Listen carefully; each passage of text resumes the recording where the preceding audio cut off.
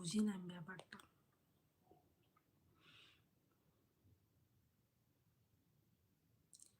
4,000 টাকা করে মাত্র! এই ভাই আমায় কেউ টাকা পয়সা দাও, আমি বাংলাদেশে গিয়ে থাকবো।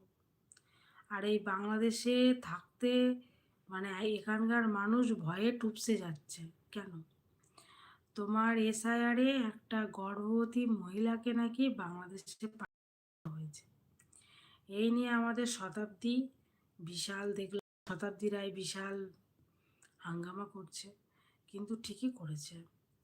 এখানে পাঠিয়ে দেওয়ার কি আছে? আমরা মানুষ, আমরা স্বাধীন, আমরা যেখানে খুশি থাকবো। মাত্র 4,000! আমাদের এখানে তো 4 লক্ষ টাকা বাবু। 4,000-এ কেউ জমি দেবে না আমাদের? এই কেউ পয়সা দাও গো, আমি বাংলাদেশে যাবো।